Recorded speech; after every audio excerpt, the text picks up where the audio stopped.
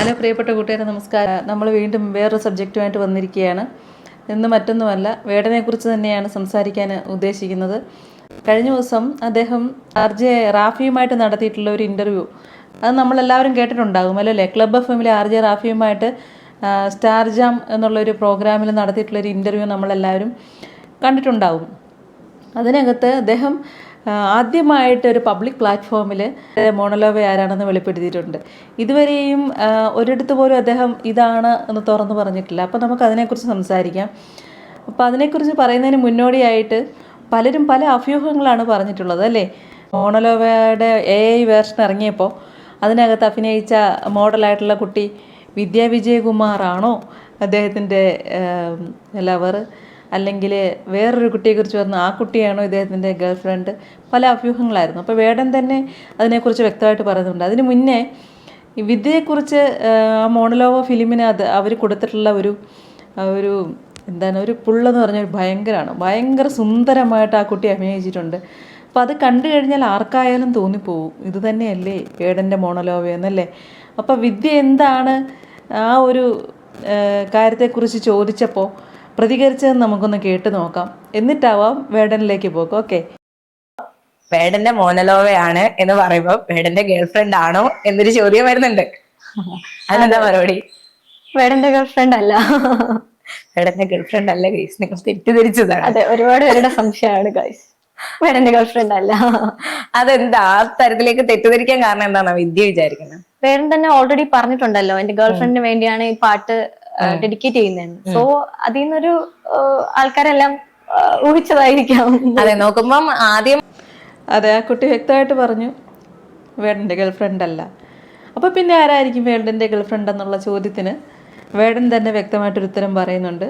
നമ്മളെല്ലാവരും പലപ്പോഴായി പല വീഡിയോകളിലായി അദ്ദേഹത്തിൻ്റെ കൂടെ നിൽക്കുന്നതായിട്ടൊക്കെ കണ്ടിട്ടുള്ള എഴുത്തുകാരിയായിട്ടുള്ള സുന്ദരിയായ നവമി ലതയാണ് അദ്ദേഹത്തിൻ്റെ ഗേൾഫ്രണ്ട് എന്ന് പറയുന്നത്.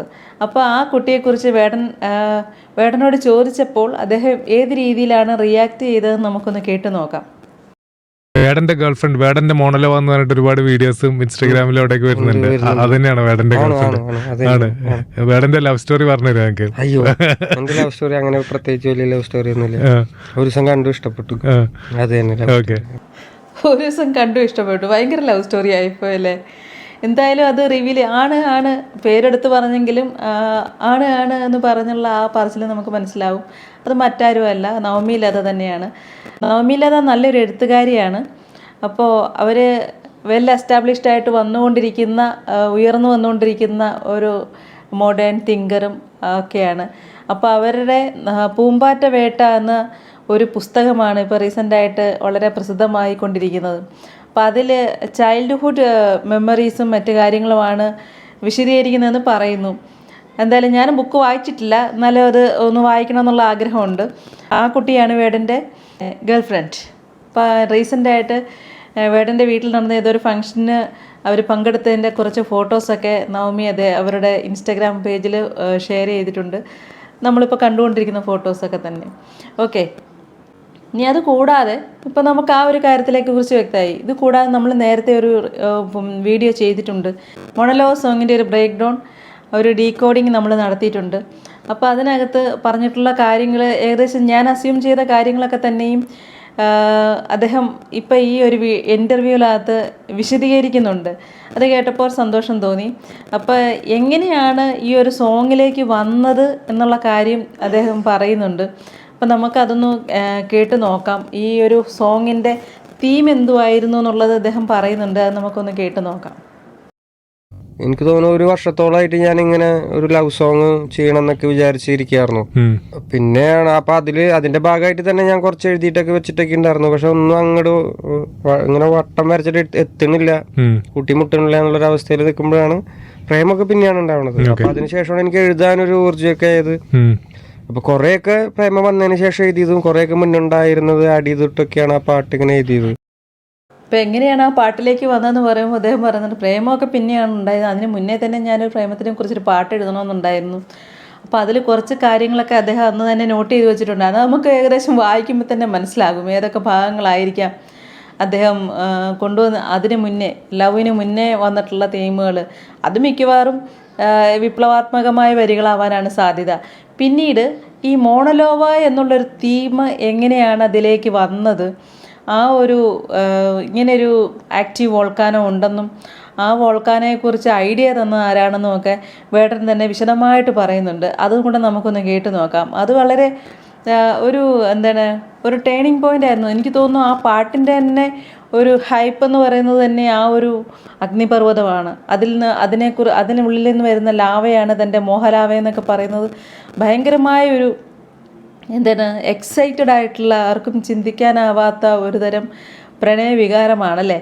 അപ്പോൾ ആ ഒരു തീം എങ്ങനെയാണ് ഉരുത്തിരിഞ്ഞു വന്നതെന്നുള്ളത് അദ്ദേഹം പറയുന്നത് നമുക്കൊന്ന് കേട്ട് നോക്കാം. മോണലോവ അറിയായിരുന്നു ഓൾറെഡി? മോണലോവ അതിനുശേഷം നമ്മൾ തമ്മിലുള്ള ഡിസ്കഷന്റെ ഇടയിലൊക്കെ വന്നതാണ്. മോണലോവ എന്നിട്ടൊരു അഗ്നിപർവ്വതം ഉണ്ട്, ഇതിപ്പോഴും ആക്റ്റീവ് ആയിരിക്കുന്ന സാധനമാണെന്നൊക്കെ പുള്ളിക്കാരിയുടെ ഗേൾഫ്രണ്ടിന്റെ പുള്ളിക്കാരിയാണ് എനിക്ക്. പക്ഷെ ഇത് ആഡ് ചെയ്യണമെന്നൊന്നും എനിക്ക് ഉണ്ടായിരുന്നില്ല. ഞങ്ങളിത് എന്തൊക്കെയോ ഇങ്ങനത്തെ കുറച്ച് കാര്യങ്ങൾ ചർച്ച ചെയ്യും. അപ്പൊ അങ്ങനെ വന്നതാണ് ഇത് കൊള്ളാലോ. അപ്പൊ അങ്ങനെ റാൻഡമിലി കിട്ടിയ ഒരു ഐഡിയ ആണ്. അത് തന്നതും പുള്ളിക്കാരി തന്നെയാണ്. പുള്ളിക്കാരി അത് ഇന്റൻഷനലി തന്നതല്ല. ഇങ്ങനെ ഒരു സാധനം ഉണ്ട്, അതിന്റെ ശബ്ദം ഒന്ന് കേട്ട് നോക്കണേ, അത് പൊട്ടണ ശബ്ദം വോൾക്കാനിക്, അത് ഇങ്ങനെ പൊട്ടിയിട്ട് ഈ ഇറപ്ഷൻ ചെയ്യേണ്ടതിന്റെ ശബ്ദം കേട്ടു നോക്കണം, അത് സാമ്പിൾ ചെയ്യാൻ പറ്റുകയാണെങ്കിൽ ഉപകാരമായിരിക്കുന്നു. അങ്ങനെ എന്തോ സാധനത്തിലാണ് പുള്ളിക്കാരി എനിക്ക് അത് അയച്ചു തരുന്നത്. അപ്പോഴാണ് ഈ പേര് ഞാൻ ശ്രദ്ധിക്കുന്നത്, മോണലോവ. അപ്പൊ ഞാൻ ഓക്കെ അത് പിന്നെ കുറച്ച് ദിവസം ഇരുന്നിട്ട് അതാണ്. അപ്പൊ അതിന്റെ ഹാഫ് ക്രെഡിറ്റ് ആർക്ക് പോയി? ആ പാട്ടിന്റെ ഹൈപ്പ് തന്നെ മോണലോവയാണ്.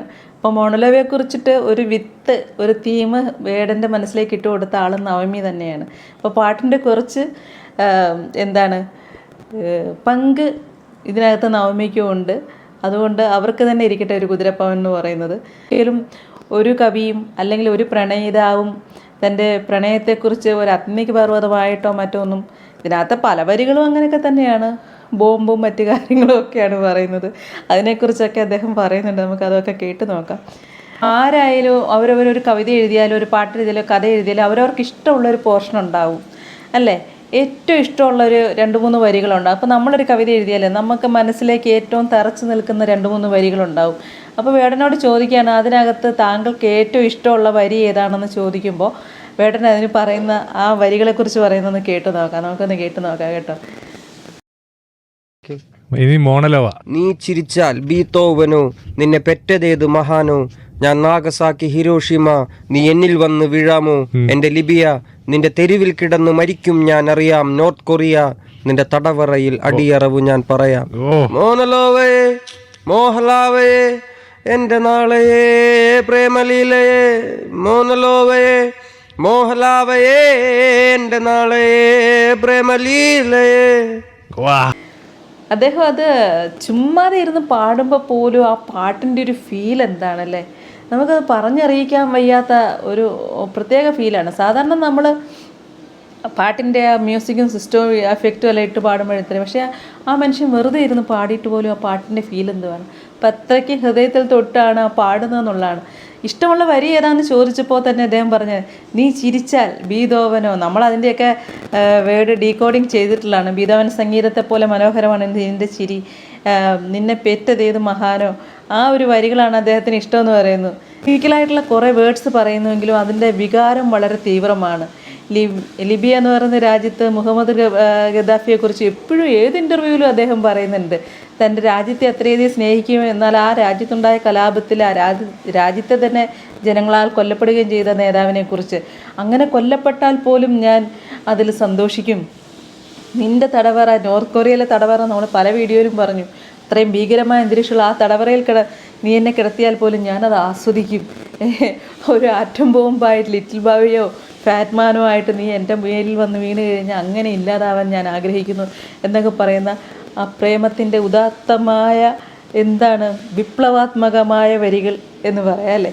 അടുത്ത അദ്ദേഹം എന്താണ് പറഞ്ഞതെന്ന് നമുക്ക് നോക്കാം. റാഫി എന്നെ ചോദിക്കുന്നുണ്ട്, എങ്ങനെയാണ് നിങ്ങൾ ലിബിയയിലേക്കും നോർത്ത് കൊറിയയിലേക്കും ഒക്കെ പോകുന്നത്, നിങ്ങൾക്ക് ഇങ്ങനെയൊക്കെ എങ്ങനെ എഴുതാൻ സാധിക്കുന്നു എന്ന് ചോദിക്കുന്നു. ആ ചോദ്യം നമുക്കൊന്ന് കേട്ട് നോക്കൂ. ഈ നോർത്ത് കൊറിയ, ലിബിയ എന്തടി എഴുതി വെച്ചേക്കണ വേണം. അത് ഞാൻ എന്താണെന്നറിയോ, എനിക്കിങ്ങനെ ഒരു ഒരു പൊളിറ്റിക്കൽ പ്രേമപ്പാട്ടും കൂടി ആയിരിക്കണം എന്നുള്ളൊരു സാധനമാണ്. പിന്നെ എനിക്കറിയാവുന്ന കാര്യങ്ങളല്ലേ എനിക്ക് എഴുതാൻ അതിൽ പറ്റും. ശരിക്കും ഗൂസ് ബംസ്. അപ്പൊ എനിക്ക് അതങ്ങനെ എന്താണാവോ ഞാൻ അങ്ങനെ എഴുതിയെന്ന് ചോദിച്ചു കഴിഞ്ഞാൽ എനിക്കറിയില്ല. എനിക്ക് അങ്ങനെ എഴുതാൻ പറ്റുള്ളത് നിന്റെ തടവറയിൽ അടിയറവ് ഞാൻ പറയാം, നിന്റെ തടവറയിൽ അടിയറവും ഞാൻ പറയാം. അങ്ങനെയൊക്കെ പറഞ്ഞാൽ ആർക്കാണ് രോമാഞ്ചം ഉണ്ടാകാത്തതല്ലേ? അങ്ങനെ തന്നെക്കുറിച്ച് ഒരു പ്രണയത്തെക്കുറിച്ച് പറയാൻ എഴുതപ്പെടാൻ ഭാഗ്യമുണ്ടായ നവമിയാണ് ഒരു ഭാഗ്യമുള്ള പെൺകുട്ടി എന്ന് പറയാം അല്ലേ? ലിബിയയെ പറ്റി പറയുമ്പോൾ ഞാൻ ഇപ്പം തന്നെ പറഞ്ഞു, ലിബിയയെ പറ്റി പറയുമ്പോൾ അദ്ദേഹം എപ്പോഴും വാചാലനാകുന്ന മുഹമ്മദ് ഗദ്ദാഫിയുടെ പ്രാണത്യാഗം അല്ലെങ്കിൽ അദ്ദേഹത്തിൻ്റെ പ്രാണനെടുത്ത ആ ഒരു കാര്യം കൂടെ അദ്ദേഹം വളരെ കാര്യമായിട്ട് തന്നെ പറയുന്നുണ്ട്. അദ്ദേഹത്തിൻ്റെ വാക്കുകളാൽ അത് കേൾക്കുമ്പോൾ നമ്മൾ പാട്ടിലൂടെ അത് കേട്ടു, നമ്മൾ ഡീകോഡ് ചെയ്തു ഒക്കെ. പക്ഷേ തൻ്റെ സൃഷ്ടിയെക്കുറിച്ച് അതിൻ്റെ സൃഷ്ടികർത്താവ് തന്നെ പറയുമ്പോൾ എത്ര മനോഹരമാണ്. നമുക്ക് കേട്ടു നോക്കാം. ഈ ലിബിയ നിന്റെ തെരുവിൽ കിടന്ന് മരിക്കും ഞാൻ അറിയാവുന്ന ഒരു സാധനം എനിക്ക് ആക്ച്വലി വന്നത് മുഹമ്മദ് ഗദ്ദാഫിയുടെ ഒരു ലൈഫ് സ്റ്റോറിയാണ്. അത് ലിബിയനെ ഭയങ്കരമായിട്ട് സ്നേഹിക്കുകയും ഏറ്റവും അവസാനം ലിബിയയിൽ വെച്ചിട്ട് തന്നെ ലിബിയൻ ജനങ്ങളാൽ കൊല്ലപ്പെടുകയും ചെയ്ത ഒരാളാണ്. ഞാൻ നിന്നാൽ കൊല്ലപ്പെട്ടാലും കുഴപ്പമില്ല എന്ന് പറയുന്ന ഒരു സാധനമാണ്. പിന്നെ അങ്ങനെ എനിക്കറിയാവുന്നത് വെച്ചിട്ടൊരു പാട്ട്. അതാണ്. പിന്നീട് അണുബോംബിനെ കുറിച്ച് പറയും, ലിറ്റിൽ മാൻ ഓഫ് ഹാഡ്മാൻ. ഞാൻ നാഗസാക്കി ഹിരോഷിമ എന്നിൽ വന്ന് വീഴാമെന്ന് ചോദിക്കുമ്പോൾ അതിന് പറയുന്ന വേറൊരു വാക്ക്, ഞാനത് അവർക്ക് ഇട്ടുകൊടുത്താണ്. അവർ ഏത് രീതിയിൽ, അതായത് അവർ എന്നുദ്ദേശിക്കുന്നത് നമ്മളാണ്, ജനങ്ങൾ. നമ്മൾ ഏത് രീതിയിൽ അത് എടുക്കുമെന്ന് നോക്കട്ടെ എന്നും. നമുക്ക് ആ പറഞ്ഞതും കൂടെ ഒന്ന് കേട്ട് നോക്കിയിട്ട് വീഡിയോ വൈൻഡപ്പ് ചെയ്യാം കേട്ടോ. നീ എന്നിൽ വന്ന് വീഴെന്ന് പറയുന്നത് അത് അണുബോംബായിട്ട് അതൊക്കെ ആൾക്കാർക്ക് ഇട്ട് കൊടുക്കുന്നതാണ്. അവർക്ക് അതിൽ നിന്ന് എന്ത് മനസ്സിലാക്കാൻ പറ്റുന്നു എന്നുള്ള ഒരു സാധനമാണ്. ഒരു രക്ഷയില്ലാത്ത വരികളായി പോയിട്ടത്. അതുപോലെ തന്നെ കുപ്പത്തൊട്ടിയിൽ മാണിക്യത്തെ കണ്ടുപിടിച്ച് ആ മാണിക്യത്തെ മിന്നൽ കൊണ്ട് മാല കോർത്ത് നെഞ്ചിലണിഞ്ഞു എന്നും കത്തിയെരിയുന്ന സൂര്യനെ പൊട്ടുപോലെ തൊട്ടു എന്നൊക്കെ പറയുന്ന വരികൾ അദ്ദേഹം തന്നെ അത് തുറന്നു പറയുന്നുണ്ട്. ഞാനത് ചെറുതായിട്ട് കോപ്പി അടിച്ചതാണ് എന്ന് പറയുന്നുണ്ട്. അതൊരു തമിഴ് പാട്ടിൽ സമുറായ് ഫിലിമിലെ വിക്രമിൻ്റെ ഫിലിമിലെ ആകായ സൂര്യനെ ആ പാട്ടില്ലേ, ആ പാട്ടിൻ്റെ 2-3 വരികളിൽ നിന്ന് ഉൾക്കൊണ്ട പ്രചോദനം, അത് അതേപോലെയൊന്നും അല്ല അദ്ദേഹം ചെയ്തിരിക്കുന്നത്, പ്രചോദനമാണെന്ന് പറയുന്നുണ്ട്. എന്തായാലും ഞാൻ ആ പാട്ട് ഇതിനകത്ത് കേൾപ്പിക്കുന്നൊന്നുമില്ല. എന്നാലും അദ്ദേഹം അത് പറഞ്ഞതിൽ വളരെ സന്തോഷം. ഇത്രയൊക്കെ എനിക്കിന്ന് പറയാനുള്ളൂ. അപ്പം വേടൻ അദ്ദേഹത്തിൻ്റെ പ്രണയിനിയെ വെളിപ്പെടുത്തിയ ഒരു കാര്യത്തെ ഉദ്ദേശിച്ചുകൊണ്ട് മാത്രം ഒരു വീഡിയോ ചെയ്യാനായിട്ടാണ് തുടങ്ങിയത്. പക്ഷേ എന്നാലും അത് പറഞ്ഞു വന്നപ്പോൾ അദ്ദേഹം മോണലോവ എന്ന പാട്ട് എഴുതിയതിനെക്കുറിച്ചും അതിൻ്റെ പിന്നാമ്പുറ കഥകൾ പറഞ്ഞു എന്ന് മാത്രമേ ഉള്ളൂ. നിങ്ങൾക്ക് എല്ലാവർക്കും ഇഷ്ടപ്പെട്ടു എന്ന് വിചാരിക്കുന്നു. മറ്റൊന്നും പറയാനില്ല, സ്നേഹം മാത്രം. ഓക്കെ.